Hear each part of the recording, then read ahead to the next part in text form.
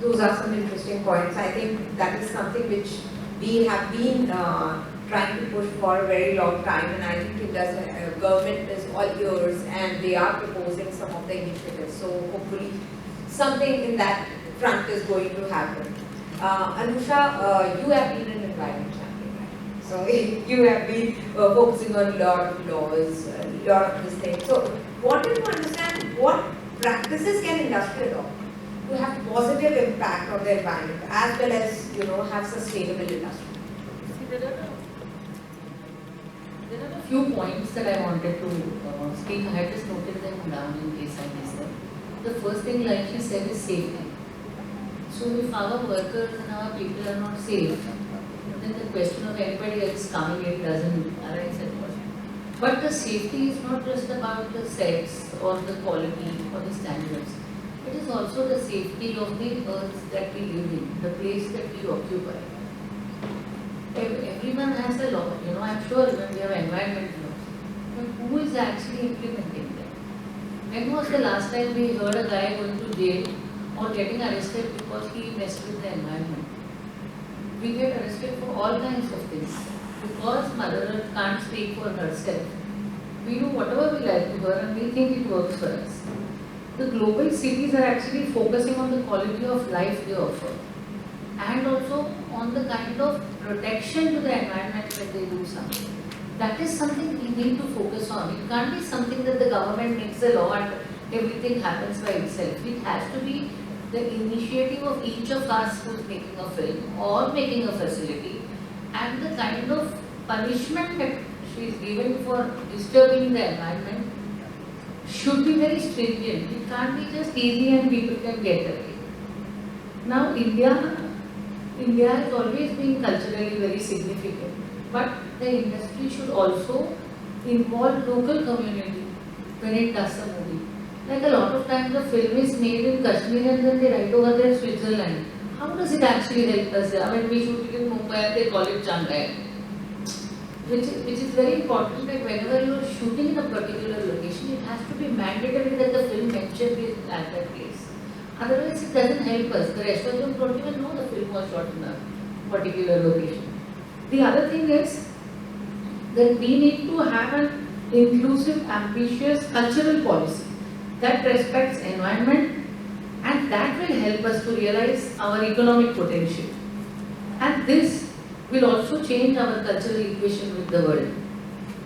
Our global aspirations should go hand in hand with the local needs to ensure environment consciousness and sustainability in the core. And this will help us in our urban planning and to make our city much better. Whatever we do should not be at the cost of environment. We are talking about what we will do in the future. McKinsey India has said that by 2050, Mumbai will have 25% increase in the intensity of flash floods. Our BMC chief has already said that the elite from Kapalera are going to be underwater by 2050. So the question of us having a great city, a beautiful city which gets people to come in, cannot be at the cost of environment. When it comes to making a movie, when it comes to planning, there is always a plan A and a plan B. There is only one planet Earth. So that is something that we need to understand. Sustainability should be the key with whatever we do.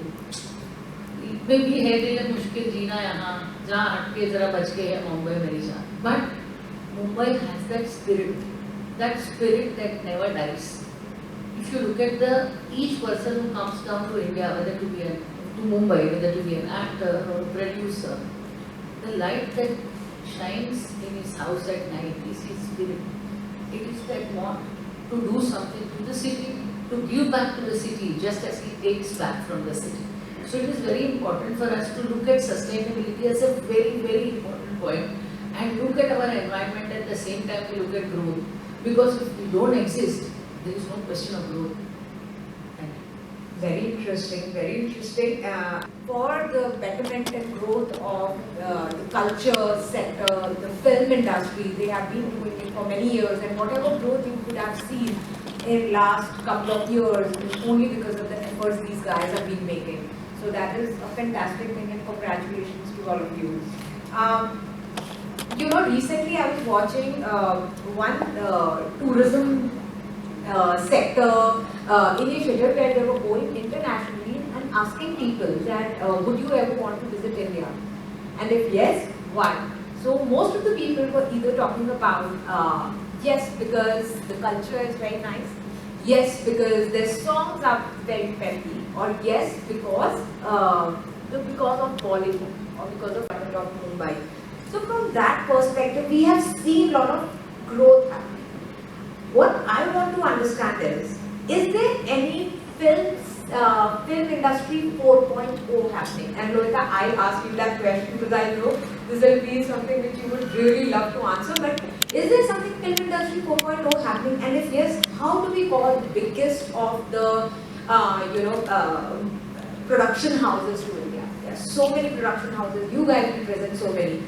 How can we get them to India? Or Mumbai for that matter? So, from a filming perspective, when you look at culture, I think from a filmmaker's point of view, you're looking at it from a lens of location. And strategically, and this is at least what our studios look for, is there an environment where filming is simplified, where filming is incentivized, and where filming is promoted? And when we say promote, all our studios are very collaborative, where they can promote a location through their films. So I think that's the three main ingredients: simplification, which is ease of filming, incentivizing is extremely important because the market today is extremely competitive. Even if you look at the United States, while filming started in Los Angeles, all other states today are offering competitive incentives. We have Thailand here today, and Thailand is one of the most attractive destinations in Asia Pacific for all our studios. Promotion, I think the last part, the promotion part of it, is a very, very important ingredient to showcase the culture of the city. At the end of the day, if there are more content, there's more and more content that's going to be shot in Mumbai, the culture is going to come out. And I think it's very vital for the government to commit to these three strategies and in order to attract the best film producers to shoot in Mumbai. Is there anything in terms of infrastructure, in terms of funding, which you think is going to work for us? I think our panelists here will also agree. We've been waiting for the Film City 2.0. Forget about 4.0 to come through.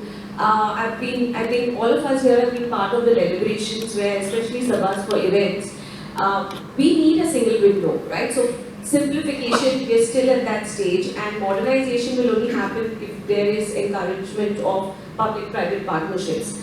I think the minute they do that, I think there's going to be a lot of activity in Film City. Also from a studio perspective, we need more and more infrastructure to promote sports, and there's definitely a need for a larger film city, like the Ramojis of the world. Probably we can look at the outskirts, and not to mention the VFX and all the other facilities that have to come through. So infrastructure, I think there's a lot of work to be done, currently.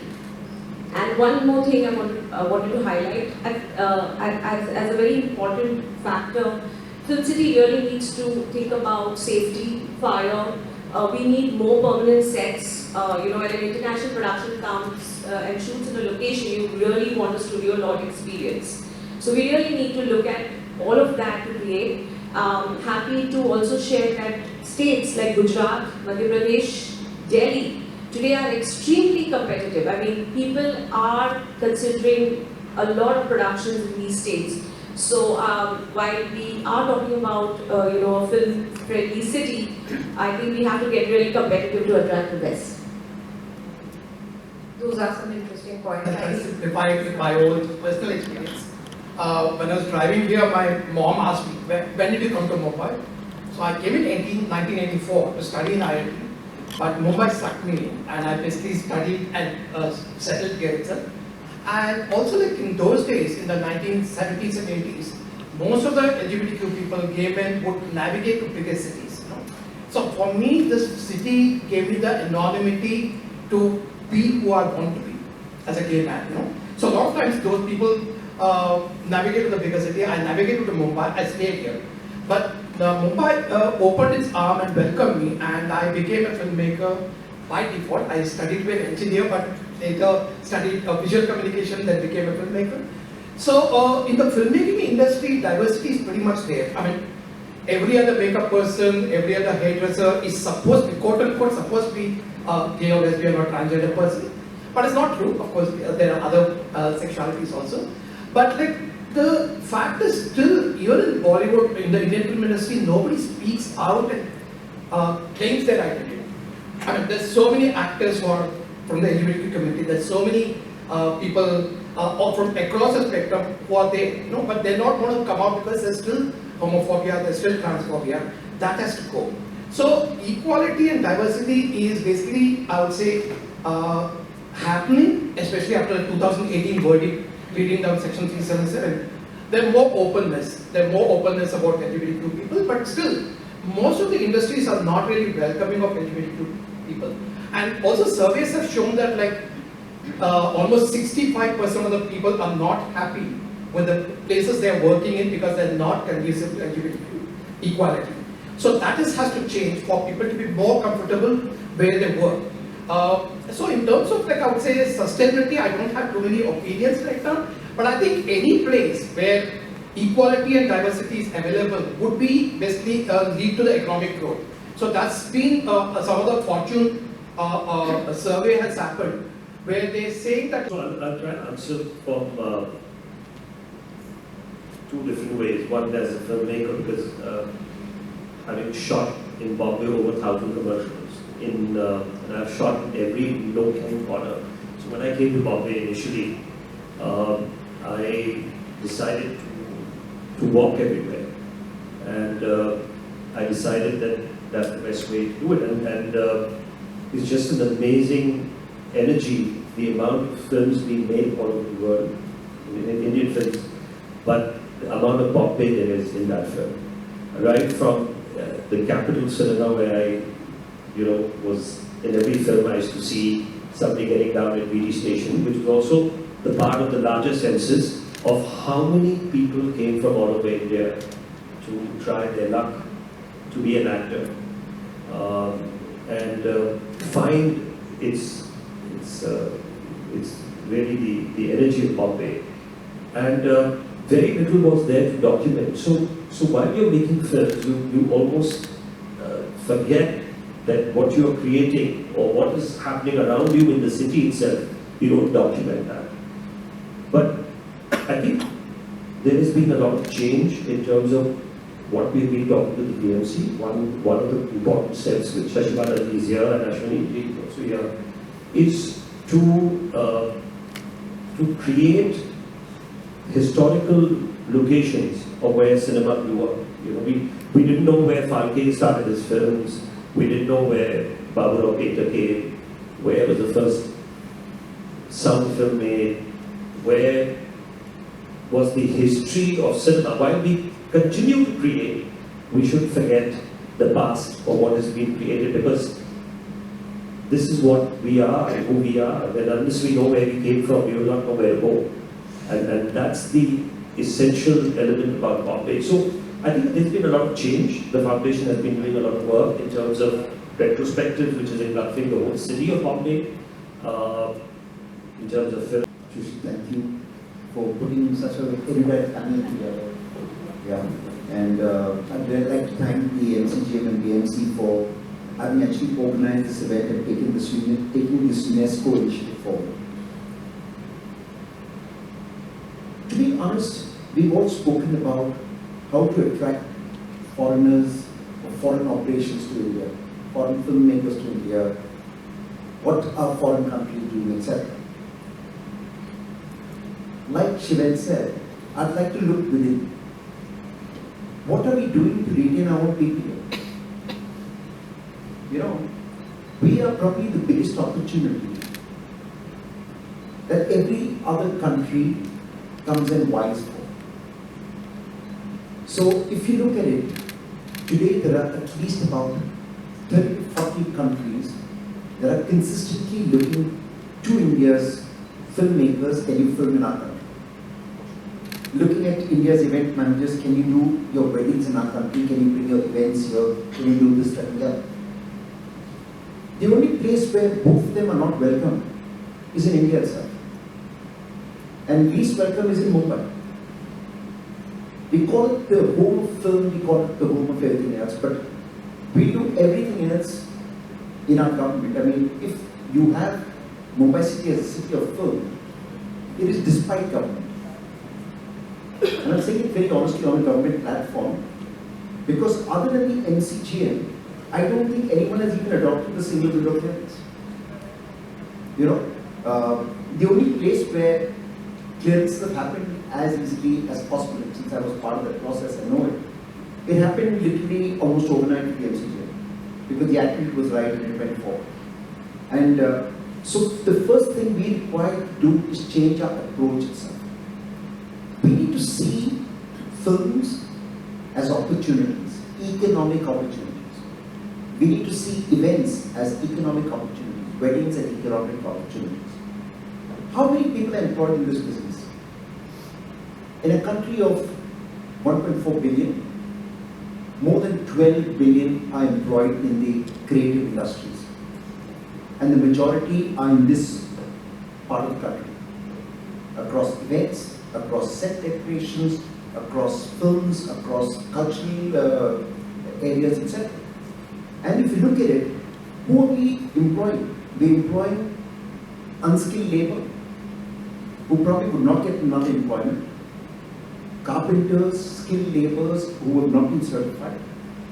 Right up to MBAs and doctorates and management gurus. Creative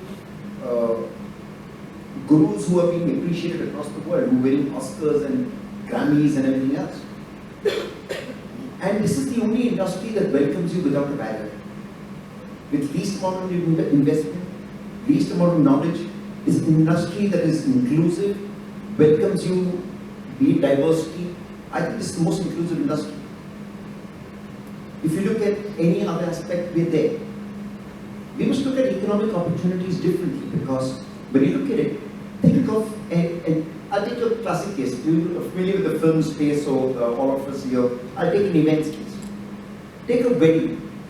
A wedding is organized. What is the economic opportunity around a wedding? Suddenly there's a printing, there's invitations, there's gifts, there's retailing, there's fashion, there's couture, there's jewelry, there's caterers with thousands of staff who are being employed in the course of that. You look at the decor that is done, look at the florists that are working on it, look at the lighting, the technicals, everything else that happens, the event management that happens around there, look at the travel, look at the hotels, look at everything else. There are so many economic opportunities around that. The wedding business should... Let me thank BMC for having organized this lovely celebration. And what do you say, K for Korea, K for culture, but M for Mumbai, M for music, M for money, M for maintenance. Right? I knew the money was coming. Nothing works without money in my head. So everything with M, and Mumbai really assimilates. We know that assimilates everything that comes in. We have been hearing since morning. People who come into Mumbai, whether whichever artist in whichever genre, whether an actor, a musician, a dancer, a painter, whatever, he gets assimilated in Mumbai. And जिसको कहते हैं कि मुंबई आया हुआ आदमी कभी छोड़ के नहीं जा सकता है. That's a fact of life. That's Mumbai. That's the power of Mumbai. That's the vibrancy of Mumbai. And we all respect that for this. And Mumbai is also identified with music, of course brought in by the films. And you know, ऐ दिल है मुश्किल जीना यहाँ, ज़रा हटके ज़रा बचके, ये है बॉम्बे मेरी जान. This shows every aspect of Mumbai life. Like how another word, सीने में जलन, आँखों में तूफान सा क्यों है, इस शहर में हर शख्स परेशान सा क्यों है.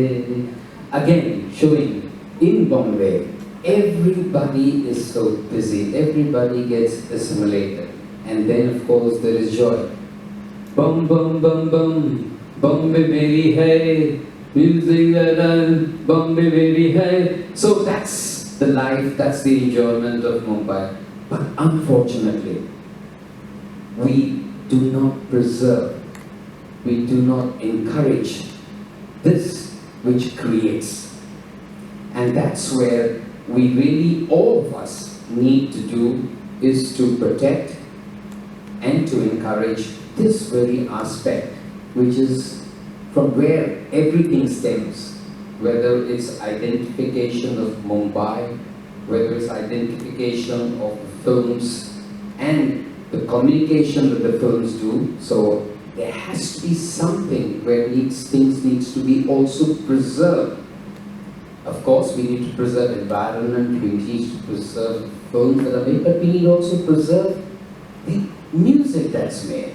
You know, I also come across many people who want to know, where was this song from Mughal Azam? You know, where was it recorded? What was the stories behind that? You know, all that. That needs to be preserved. More so, we also need to encourage the artists themselves. We don't have a cultural policy here where it can be done. As far as infrastructure for artists is concerned, again, we know, of course, Sabas and everyone gets the biggies and the big events, etc. What happens to the smaller ones? Because every small one, some of the small ones get to their big ones.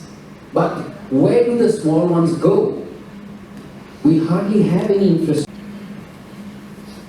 Have laws in which environment is as important as everything else, and the inclusion of local community in every aspect. And one last thing I wanted to share with Virudh, that you know, there is a very important thing that I've always felt for. The queer community has always been working hard to find its place. Please tell me one reason why the transgender roles are not played by transgenders. You have taken all the roles, at least give their roles to them. Yeah. I think we all owe it to them. I'd like to conclude with 3 points. We were talking about environment and sustainability. The Green Council has been formed by industry stakeholders in Hollywood. I welcome all members on stage and in the audience. I think it's high time that we come together and create a Green Council. Government can then support that by making, you know, or providing. Really not happening right now. So I would like a BMC to basically, I would say, have funds for independent films. Basically, all the films are mainly for the commercial. We cannot compete with the commercial mainstream industry. Independent films, niche films. So there must be funds for that. And also theatres. We need independent theatres to showcase independent films. Earlier Akashvani was there. Now there's no, everything has been taken over by multiplexes. So where do independent films exhibit their films? They cannot compete with the mainstream films. So I think most of the cities have these independent theatres which only showcase independent films. So we need that here. That's the second point. And the third thing it would be is like, I mean, if it, the city can provide a subsidy for film festivals. Like, I mean, so usually governments provide a subsidy for film festivals. I don't think anything exists in Mumbai or in Maharashtra. So film festivals, niche film festivals especially, we cannot have corporate support. We need a support from the BMC or the state government. We need to. So these are the 3 points which I really think, basically production, distribution and exhibition. 3 points if they are, then it can really grow as a creative city. That's what I think. Soft power, let's use it, maintain it, and encourage it to every sphere of activity that it is required for. That's it. I think everybody has said most of the things. I would just say that while we expect the government to do things, it's also for us to also initiate half the things. It's how you do your task of moving things around you and making things work, because nothing is easy. Even if you, many times at the government level, they are very well-intended people, but it's difficult at times. But I think as institutions and as foundations and as individuals, I have really found that when you really get around it, they do comply with and they do come across. It's just a question of how you also make them feel that you're also doing your bit. Because in India, the entire thing has been that everything is to do with the government. You know, even so bad. I can give you one instance of there was a board which had the most prominent industrialists, and they called me, and it was films of Dr. Sunny Murray, who's an ornithologist, and they said that What she then said. I think what we need is a welcome to Mumbai. We can keep asking the government, this is what we want. We need to ask ourselves, what can we give Mumbai? Okay? And it's a two-way street. I think maybe it's MCGM that can lead this, or whichever department that can lead it, or we lead it and bring MCGM in. We need to create a collaborative environment where we work together to be able to build Mumbai and build Mumbai as a creative city, a film city, a cultural city that can stand up and be the best in the world. Once there was darkness in the world, they called the mighty mountains, the oceans, and told them, please bring light. They said, how can we do it? A little lamp came forward and said, I'll do it. How can you bring light to this big world with just a small lamp? He says, first I light myself, then I light my friends, and we light our friends, and we bring light into this world. That's the simplest solution to make things happen. When it's light ourselves, everything else falls into place, like MLM marketing. That's interesting. That's a very good thought. Most of the work that FBA does a little bit easier, so great to have you as a moderator today. Thank you.